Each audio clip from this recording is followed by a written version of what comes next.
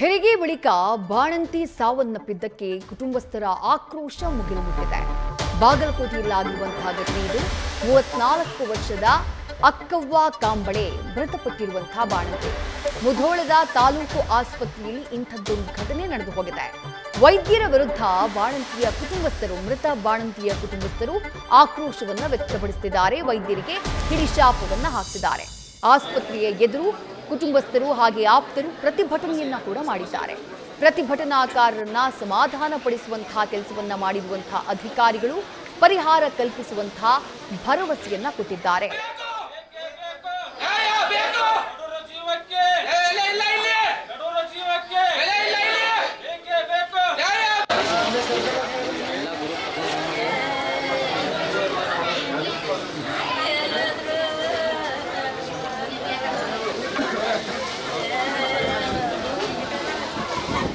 ಮತ್ತಷ್ಟು ಡೀಟೇಲ್ಸ್ ನಮ್ಮ ಪ್ರತಿನಿಧಿ ಕೃಷ್ಣ ಹದಿಮನಿ ನೀಡ್ತಾ ಹೋಗ್ತಾರೆ. ಕೃಷ್ಣ, ನಿನ್ನೆ ಬೆಳಗ್ಗೆ ಹೆರಿಗೆಗೆ ಅಂತ ದಾಖಲಾಗಿದ್ದಂತಹ ಅಕ್ಕವ್ವ ಕಾಂಬಳೆಗೆ ಆಗಿದ್ದೇನು? ವೈದ್ಯರ ವಿರುದ್ಧ ಆರೋಪ ಕೇಳಿ ಬರ್ತಾ ಇರೋದು ಯಾಕೆ ಕೃಷ್ಣ?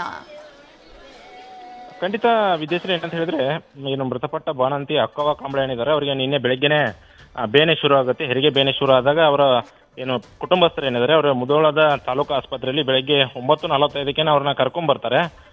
ಬಂದ ನಂತರ ಅವರ ಹೆರಿಗೆ ಆಗುತ್ತೆ. ಹೆರಿಗೆ ನಂತರ ಅವ್ರಿಗೆ ಲೋ BP ಕಾಣಿಸಿಕೊಂಡು ಆರೋಗ್ಯದಲ್ಲಿ ಕೂಡ ಏರುಪೇರಾಗುತ್ತೆ. ಹೀಗಾಗಿ ಹೆಚ್ಚಿನ ಚಿಕಿತ್ಸೆಗಾಗಿ ಅಲ್ಲಿನ ವೈದ್ಯರು ಬಾಗಲಕೋಟೆಗೆ ಬರೆದು ಕೊಡ್ತಾರೆ. ಹೀಗಾಗಿ ಆ ಕುಟುಂಬಸ್ಥರು ಬಾಗಲಕೋಟೆಯ ಒಂದು ಖಾಸಗಿ ಆಸ್ಪತ್ರೆಗೆ ಕರ್ಕೊಂಡು ಬಂದು ಬಾಣಂತಿಯನ್ನ ಅಡ್ಮಿಟ್ ಮಾಡುತ್ತಾರೆ. ಆದ್ರೆ ಚಿಕಿತ್ಸೆ ಫಲಿಸದೆ ಅಕ್ಕವ್ವ ಕಾಂಬಳೆ ಅವರು ಮೃತಪಡ್ತಾರೆ. ಹೀಗಾಗಿ ಕುಟುಂಬಸ್ಥರು ಈ ಸಾವಿಗೆ ಮುಧೋಳ ತಾಲೂಕಾ ಆಸ್ಪತ್ರೆ ವೈದ್ಯರೇ ಕಾರಣ ಎಂಬ ಆರೋಪವನ್ನ ಮಾಡ್ತಾ ಇರುವಂತದ್ದು. ಅಲ್ಲದೆ ಮುಧೋಳ ಆಸ್ಪತ್ರೆ ಎದುರಿಗೆ ಕೂಡ ಏನಂತ ಹೇಳಿದ್ರೆ ಮೃತ ಬಾಣಂತಿ ಏನಿದ್ದಾರೆ ಅವ್ರ ಕುಟುಂಬಸ್ಥರು ಕೂಡ ಪ್ರತಿಭಟನೆ ಮಾಡ್ತಾರೆ. ಅವರ ಪ್ರಮುಖ ಕಾರಣ ಏನಂತ ಹೇಳಿದ್ರೆ ಅವಳು ಯಾವಾಗ್ಲೂ ಚೆನ್ನಾಗಿದ್ರು, ಈ ಹಿಂದೆನೂ ಹೆರಿಗೆ ಆಗಿತ್ತು, ಅವಾಗ ಏನು ಸಮಸ್ಯೆ ಆಗಿರ್ಲಿಲ್ಲ. ಆದ್ರೆ ಈ ಹೆರಿಗೆಗೆ ಯಾಕೆ ಸಮಸ್ಯೆ ಆಯ್ತು, ಇದಕ್ಕೆ ಮುಖ್ಯ ಕಾರಣ ಅಂದ್ರೆ ವೈದ್ಯರೇ ಕಾರಣ, ಸರಿಯಾಗಿ ಟ್ರೀಟ್ಮೆಂಟ್ ಮಾಡಿಲ್ಲ. ಹೀಗಾಗಿ ಆಕೆ ಸಾವಿಗೆ ಇಲ್ಲಿನ ವೈದ್ಯರೇ ಕಾರಣ ಎಂಬ ಮಾತನ್ನ ಅವರ ಕುಟುಂಬಸ್ಥರು ಹೇಳ್ತಾ ಇರುವಂತದ್ದು. ಜೊತೆಗೆ ಏನಂತ ಹೇಳಿದ್ರೆ ಈ ಅಕ್ಕವ್ವ ಏನೋ ಈಗಾಗಲೇ 3 ಜನ ಹೆಣ್ಮಕ್ಳಿಗೆ ಕೊಟ್ಟಿದ್ರು.